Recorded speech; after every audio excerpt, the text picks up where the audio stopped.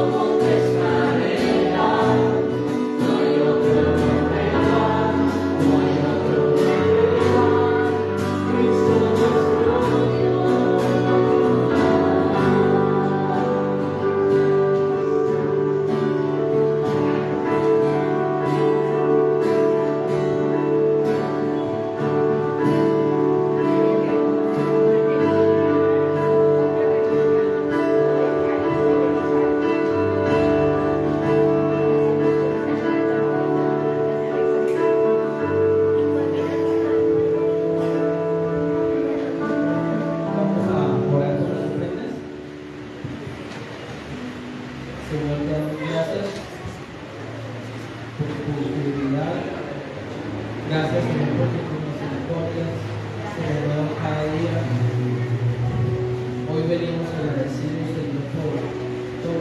das que no merecemos, Señor. Mire, eres tú, generoso eres tú, Señor. Y queremos darte eso que hemos recibido de ti, Señor. Sentir la necesidad de la los demás. Permítenos tener el deseo, el anhelo de extender tu reino y aportar lo que tú nos das, Señor, para que tu obra sea extendida. Gracias por esta comunidad, Señor. Estamos agradecidos contigo por tu fidelidad, por tu amor. Y entregamos con alegría en Cristo Jesús.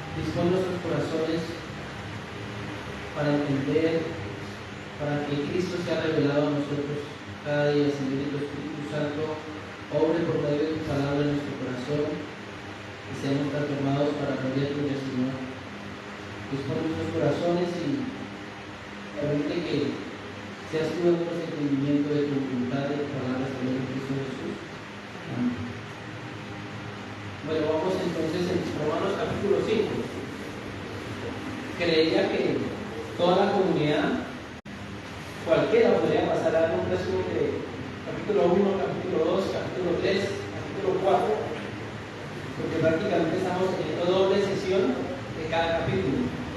Vamos a hacer un pequeño resumen. Capítulo 1 al capítulo 3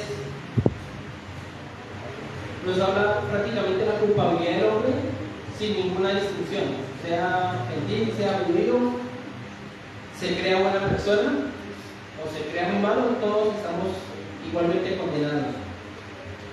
Finalizando el capítulo 3, o después de la mitad del capítulo 3, aparece la justificación por la fe, que fue la provisión de Dios para poder salvarnos, para poder justificarnos, para poder declararnos justos.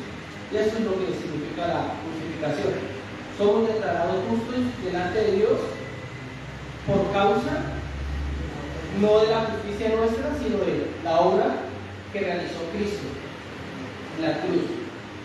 Capítulo 4 empieza a hablar o hace un zoom de la fe. Nombra a Abraham y muestra la universalidad de la salvación. No es solamente para los judíos, para gentiles. Lo importante es que el Señor circuncide el corazón, y eso es lo que realmente nos convierte en el pueblo de Dios. Y entramos al capítulo 5. Capítulo 5, hay demasiado tema, hay demasiados donde ahondar, y preparando el mensaje con mi esposa, pues decíamos, por tiempo nos toca cortar muchísimo, y si los quiero invitar que no nos quedemos con únicamente lo que escuchamos acá, porque el tiempo no nos da, y la carta a los romanos que estamos viendo es muy profunda, hay muchos temas en los cuales podemos meditar, y acá pues no vamos a ver todo lo que tiene, pero pues esperamos que sea edificación y que nos motive nuestras casas a estar estudiando esta palabra. Entonces, capítulo 5 muestra resultados de la justificación. Recordemos, justificación por medio de la fe en Cristo Jesús, y esa fe es la confianza en que Cristo, por su obra en la cruz, pagó el precio de todo lo que nosotros debíamos cargar, todo el precio del pecado, llevó la ira de Dios sobre él, y esa justicia que él tuvo fue imputada a nosotros. Es decir, delante de Dios nosotros somos otro Cristo, bueno, otro hijo amado en quien él se complace, porque él no ve nuestros pecados, sino que ve la vida perfecta de su hijo. Vamos a leer el capítulo 5. Por tanto, habiendo sido justificados por la fe, tenemos paz para con Dios por medio de nuestro Señor Jesucristo, por medio de quien también hemos obtenido entrada por la fe a esta gracia en la cual estamos firmes, y nos gloriamos en la esperanza de la gloria de Dios. Y no solo esto, sino que también nos gloriamos en las tribulaciones, sabiendo que la tribulación produce paciencia, y la paciencia carácter probado, y el carácter probado esperanza, y la esperanza no desilusiona, porque el amor de Dios ha sido derramado en nuestros corazones por medio del Espíritu Santo que nos fue dado. Porque mientras aún éramos débiles a su tiempo, Cristo murió por los impíos, porque a duras penas habrá alguien que muera por los justos, aunque tal vez alguno se atreva a morir por el bueno. Pero Dios demuestra su amor para con nosotros, en que siendo pecadores, Cristo murió por nosotros. Entonces mucho más, habiendo sido ahora justificados por su sangre, seremos salvos de la ira de Dios por medio de él. Porque si cuando éramos enemigos fuimos reconciliados con Dios por la muerte de su Hijo, mucho más, habiendo sido reconciliados, seremos salvos por su vida. Y no solo esto, sino que también nos gloriamos en Dios por medio de nuestro Señor Jesucristo, por quien ahora hemos recibido la reconciliación. Por tanto, tal como el pecado entró en el mundo por un hombre, y la muerte por el pecado, así también la muerte se extendió a todos los hombres, porque todos pecaron. Pues antes de la ley había pecado en el mundo, pero el pecado no se imputa cuando no hay ley. Sin embargo, la muerte reinó desde Adán hasta Moisés, aún sobre los que no habían pecado, por una transgresión semejante a la de Adán, el cual es figura del que había de venir. Pero no sucede con la dádiva como con la transgresión, porque si por la transgresión de uno murieron los muchos, mucho más la gracia de Dios y el don por la gracia de un hombre, Jesucristo, abundaron para los muchos. Tampoco sucede con el don como con lo que vino por medio de aquel que pecó, porque ciertamente el juicio surgió a causa de una transgresión, resultando en condenación, pero la dádiva surgió a causa de muchas transgresiones, resultando en justificación. Porque si por la transgresión de uno, por este reinó la muerte, mucho más reinará en vida por medio de uno, Jesucristo, los que reciben en la abundancia de la gracia y el don de la justicia. Así pues, como por una transgresión resultó la condenación de todos los hombres, así también por un acto de justicia resultó la justificación de vida para todos los hombres. Porque así como por la desobediencia de un hombre los muchos fueron constituidos pecadores, así también por la obediencia de uno los muchos serán constituidos justos. Y la ley se introdujo para que abundara la transgresión, pero donde el pecado abundó, sobreabundó la gracia. Porque así como el pecado reinó en la muerte, así también la gracia reine por medio de la justicia para vida eterna mediante Jesucristo nuestro Señor. Empezamos a ver acá en el versículo 1. Por tanto, habiendo sido justificados por la fe, tenemos paz para con Dios por medio de nuestro Señor Jesucristo. Uno de los beneficios de la justificación es paz para con Dios. ¿Por qué se necesita paz para con Dios? ¿Cuándo se necesita paz? Cuando hay guerra, cuando hay dos enemigos, ¿verdad? Necesitan paz, necesitan dejar de ser enemigos. Entonces, el capítulo 5 de Romanos nos presenta como enemigos de Dios. Todos nosotros, por nuestra propia justicia, por nuestras propias obras, agredimos a Dios, transgredimos todos los mandamientos y eso nos hace enemigos de Dios porque Dios es justo y no va a pasar por alto los pecados, no va a pasar por alto toda injusticia, sino que la tiene que castigar. Entonces, estamos en guerra con Dios, somos enemigos porque aborrecemos sus mandamientos, pero la justificación, que es por la fe en Cristo, nos da paz. O sea, ya no hay ningún impedimento, es una paz para con Dios en cuanto a la relación que nosotros tenemos con Dios. La palabra nos habla de otro tipo de paz. Mi paz os dejo, la paz os doy.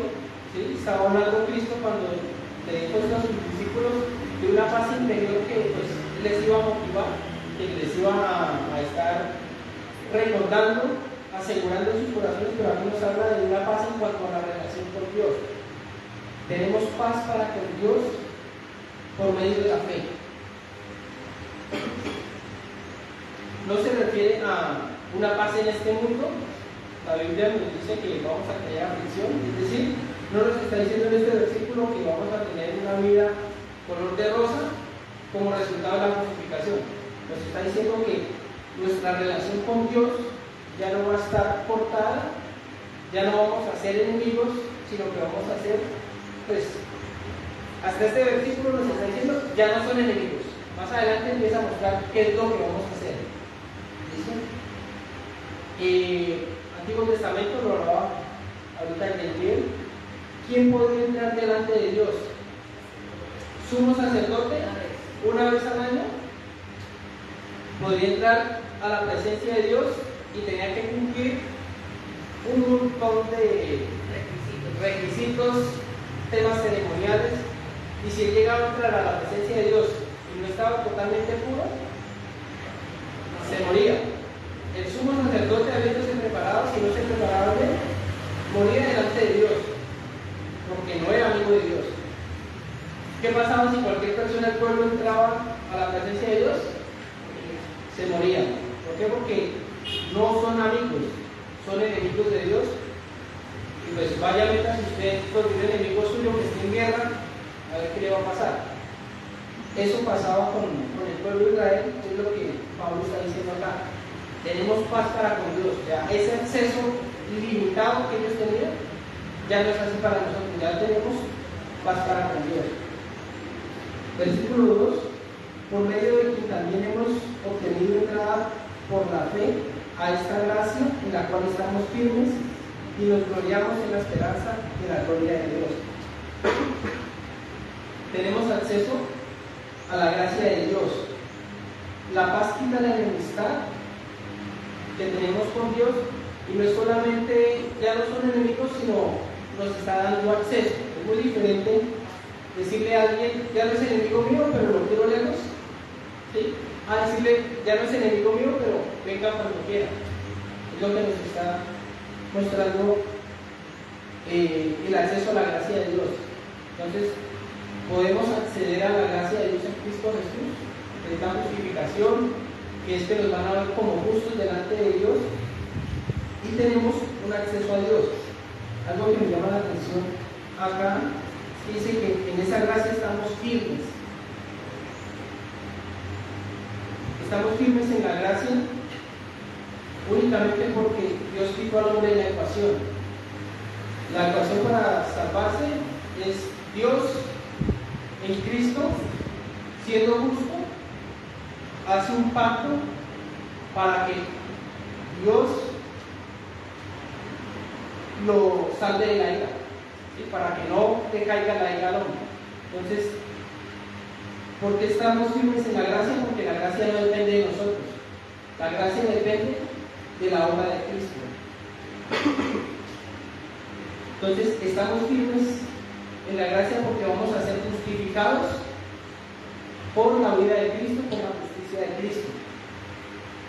Y algo muy importante que a veces podemos malinterpretar, cuando nos habla del acceso a la gracia de Dios, de la justificación, no es un reinicio. Es decir, si tenemos una deuda, ¿sí? No es, listo, su deuda quedó en cero, váyase y siga usted mismo, o siga usted solo. Es lo que a veces podemos creer. Hay gente que dice, no, ya tengo la salvación, pero tengo que portarme bien porque la pierdo, si no me porto bien. Lo que nos habla la palabra es, tenemos la justificación hoy, y cuando partamos con el Señor, la justificación va a ser la misma, va a ser la obra de Cristo, no va a depender de nosotros. Entonces, estando seguros y confiados, nos gloriamos en Dios porque no depende de nosotros, no depende de lo bueno que Él puede hacer, la justificación de Cristo, o la justificación que tenemos en Cristo Jesús. Versículo del 3 al 5. Y no solo esto, sino que también nos gloriamos en las tribulaciones, sabiendo que la tribulación produce paciencia, y la paciencia carácter probado, y el carácter probado esperanza.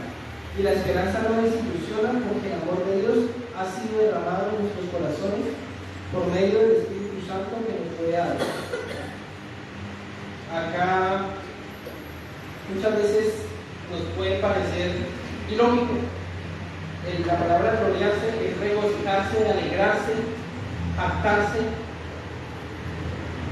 Nos está diciendo Pablo, nosotros nos alegramos en las tribulaciones, es decir, en momentos de dificultades, en momentos de tristeza, en momentos de prueba, cuando estamos totalmente casi que destruidos. Pablo dice, en esos momentos nosotros nos gloriamos.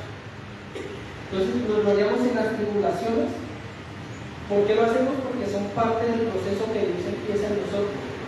Y ese proceso que Dios empieza en nosotros nos asegura que hemos sido recibidos como hijos.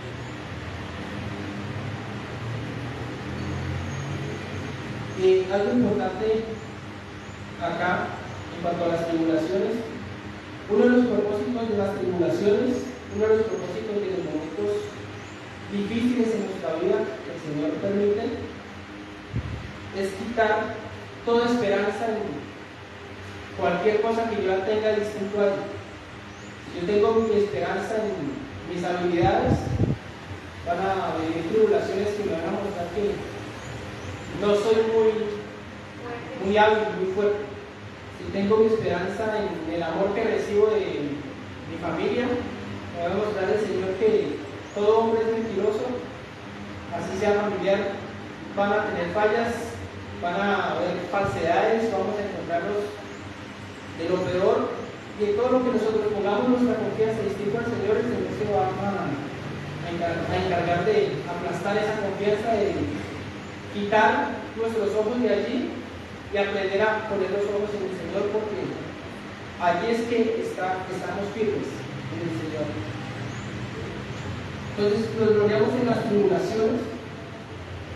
¿Por qué? Porque estamos siendo transformados a la imagen de Cristo y porque vemos la voluntad de Dios en las tribulaciones para con nosotros.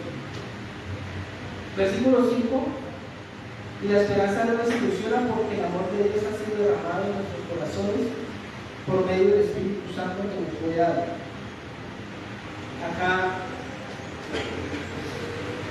es muy importante, el amor de Dios ha sido derramado en nuestros corazones por medio del Espíritu Santo. Creo que es un versículo muy difícil de explicar para quien no conoce al Señor, porque se puede entender, pero aferrarnos a Él o entender el valor que tiene es una obra, como lo dice él, que es el Espíritu que la hace. Este es uno de los beneficios de la justificación, que el amor de Dios es derramado por medio del Espíritu Santo en nuestros corazones. Estando afligidos, estando en momentos tristes, momentos de soledad, cualquier momento que podamos estar atravesando, como cristianos, como hijos de Dios, vamos a sentirnos amados, y es algo que nadie más no puede entender. Que si se lo contamos a una persona que no conoce al Señor, va a decir, pero ustedes de qué están hablando, ¿cómo se van a sentir amados si por el contrario la gente que no conoce al Señor todo el tiempo está diciendo, pero usted siendo cristiano y mire todo lo que le pasa, usted conociendo al Señor y mire todo lo que está viviendo? Pero el Espíritu Santo es el que en esos momentos de tristeza, no sé cómo explicarlo, pero nos sentimos amados por Él, nos sentimos amados por el Señor, y en medio de la tristeza, de las lágrimas, de todo lo que vamos a vivir, va a haber en nosotros un consuelo que nunca nos va a faltar y que lo va a poner el Espíritu Santo en nosotros. Es uno de los beneficios de la justificación, que vamos a tener el amor de Dios derramado en nosotros. Aquí, después del versículo 6, ¿sí?, hasta el 11, Pablo empieza a hablar un poquito del amor de Dios, a mostrar, a ilustrar el amor de Dios, y lo pone en una situación. Entonces, nadie quiere dar la vida por otro. Dice, por lo general nadie va a querer dar la vida por otro. Si alguien es muy bueno, una persona buena, de pronto puede que alguien diga, no, venga, yo llevo el sufrimiento de esa persona, mátenme a mí. ¿Sí? Pero dice, pero es muy poco probable, aunque se puede dar. Y Pablo nos dice, pero Cristo, aun cuando nosotros éramos totalmente pecadores, es decir, aun siendo malos, Cristo se entregó por nosotros. Si alguien lo llega a pensar para dar la vida por alguien bueno, entre comillas, ¿sí?, ¿quién va a pensarlo para dar la vida por alguien malo? Es decir, agarren un violador, alguien que mató X cantidad de niños, que roba, que hace todas las perversidades que se les puede ocurrir, pónganlo acá y diga, entre ustedes, ¿quién quiere cambiar de lugar con él? Y nosotros vamos a decir, no, él merece lo que le va a pasar, ¿verdad? Ese es el ejemplo que está poniendo Pablo. Nosotros, el valor que Dios nos da es mucho mayor, porque no éramos dignos de ese amor.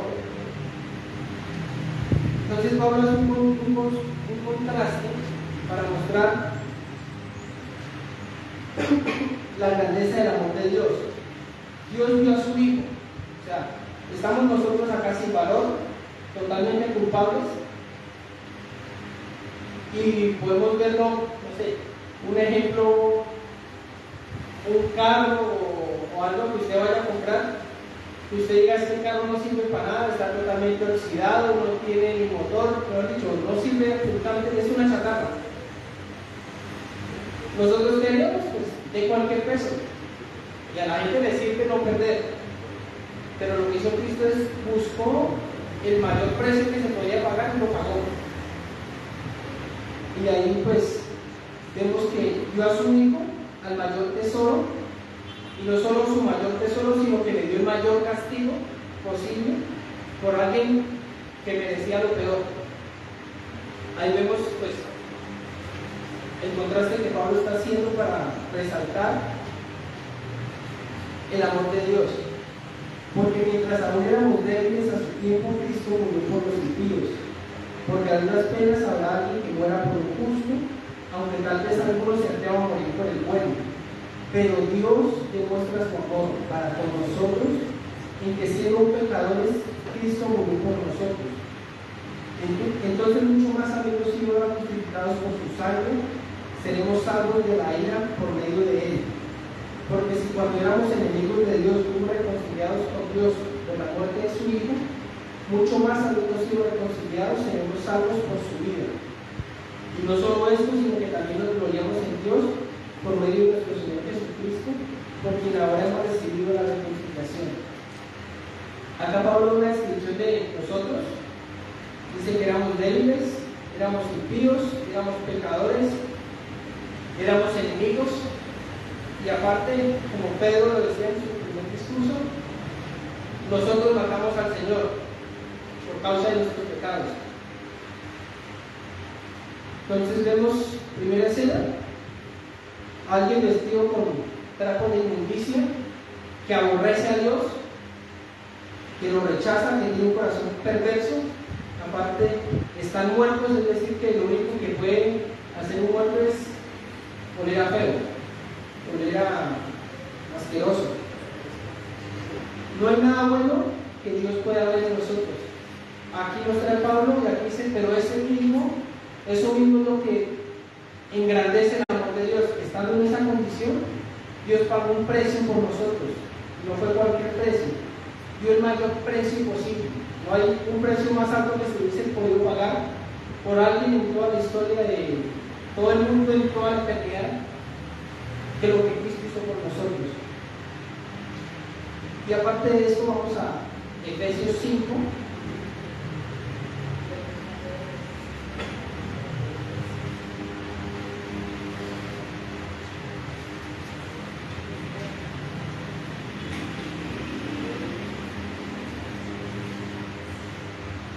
Efesios 5, el 25 al 27.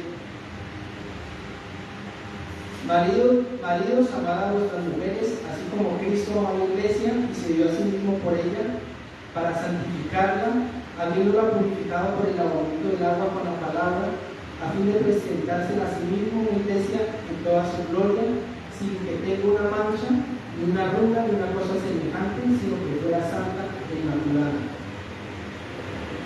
El énfasis que quiero que tengamos presente en este versículo es que no es solamente pagar un precio, sino que nos va a transformar, nos está transformando, y por medio de su justicia nos va a presentar de la mejor forma.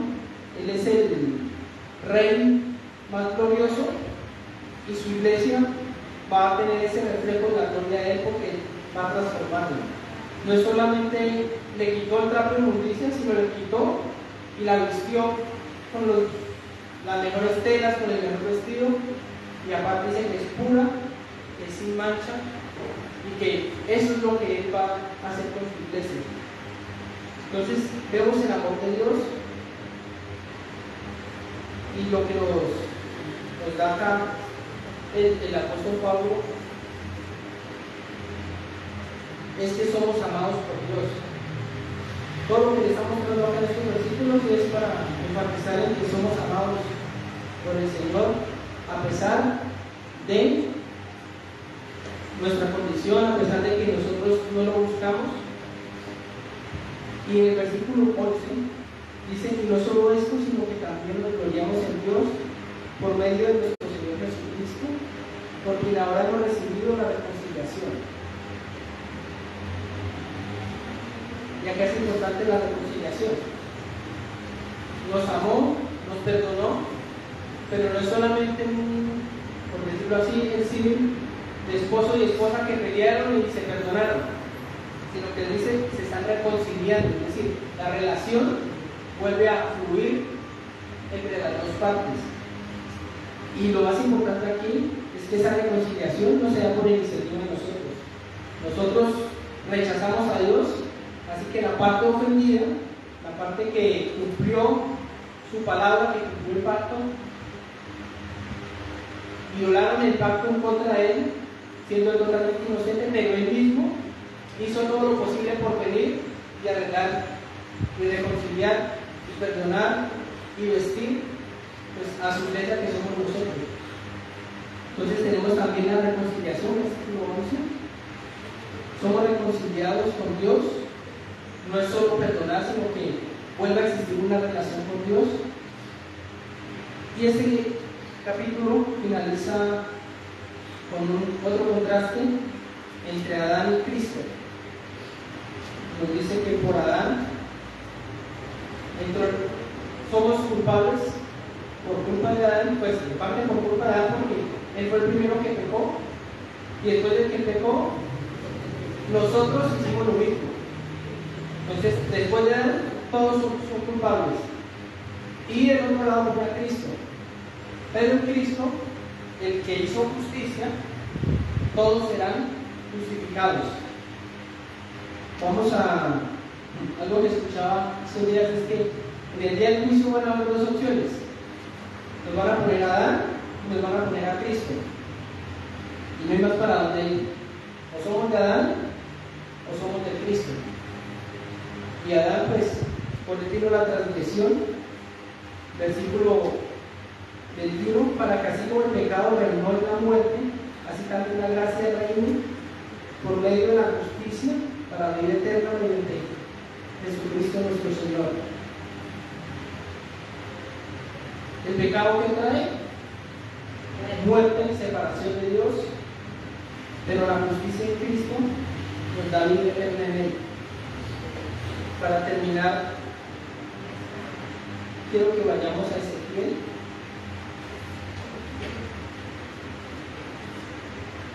Bueno, lo voy a leer. Esta sería la conclusión de lo que el Señor hizo por nosotros. Estaba hablando al pueblo de Israel, pero creo que muchas cosas que les habló a ellos no las pudieron evidenciar por su mismo corazón, pero que nosotros hoy las podemos ver en nosotros en la iglesia. Ezequiel 16, del 2 al 14. Hijo de hombre, haz hablar a Jerusalén sus abominaciones, y di: así dice el Señor Dios a Jerusalén: por tu origen y tu nacimiento eres de la tierra del Cananeo. Tu padre era amorreo y tu madre hitita. En cuanto a tu nacimiento, el día que naciste no fue cortado tu cordón umbilical, ni fuiste lavada con agua para limpiarte, no fuiste frotada con sal, ni envuelta en pañales. Ningún ojo se apiadó de ti, para hacer por ti alguna de estas cosas, para compadecerse de ti, sino que fuiste echada al campo abierto porque fuiste aborrecida el día en que naciste. Yo pasé junto a ti y te vi revolcándote en tu sangre. Mientras estabas en tu sangre te dije: vive. Sí, te dije, mientras estabas en tu sangre, vive. Te hice tan numerosa como la hierba del campo, y creciste grande y llegaste a la plenitud de tu hermosura. Se formaron tus pechos y creció tu pelo, pero estabas desnuda y descubierta. Entonces pasé junto a ti y te vi, y he aquí tu tiempo era tiempo de amores. Extendí mi mano y manto sobre ti, y cubrí tu desnudez. Te hice juramento y entré en pacto contigo, declara el Señor, y fuiste mía. Te lavé con agua, te limpié la sangre, te ungí con aceite. Te vestí con tela bordada, y puse en tus pies sandalias de piel de marsopa. Te envolví con lino fino y te cubrí con seda. Te engalané con adornos, puse brazaletes en tus manos y un collar a tu cuello, puse un anillo en tu nariz, pendientes en tus orejas y una hermosa corona en tu cabeza. Estabas adornada con oro y plata, y tu vestido era de lino fino, seda y tela bordada. Comías flor de harina, miel y aceite, y eras hermoso en extremo, y llegaste a la realeza. Entonces tu fama se divulgó entre las naciones por tu hermosura, porque eras perfecta, gracias al esplendor que yo puse en ti, declara el Señor. Tengamos en cuenta el versículo 14. Éramos, hablando a la nación de Israel, era hermosa, y toda su gloria es por el esplendor que el Señor puso en ella, Lo mismo pasa en nosotros. Todo lo bueno que tenemos es lo que el Señor ha puesto en nosotros por su gracia y por su misericordia. Oramos, Señor, te damos gracias por tu palabra. Gracias porque nos justificas por fe. Y no solamente nos justificas, sino que nos acercas a ti, Señor. Nos atraes, nos buscas, nos limpias, cambias nuestras vestiduras inmundas por vestiduras que vienen de ti, de tu mano, que tú nos haces nuevamente, Señor. Gracias porque tenemos paz contigo. Gracias porque si en algo nos podemos gloriar, regocijar, es en cuanto hemos sido amados por ti, Señor. Es en cuanto has dado por nosotros. Gracias por tu palabra, Señor. Y ayúdanos a hacer la vida en nosotros, Señor, que tu Espíritu Santo obra en nosotros cada día. Y que seamos reflejo de tu amor, que vivamos con gratitud, anhelando glorificantes con nuestra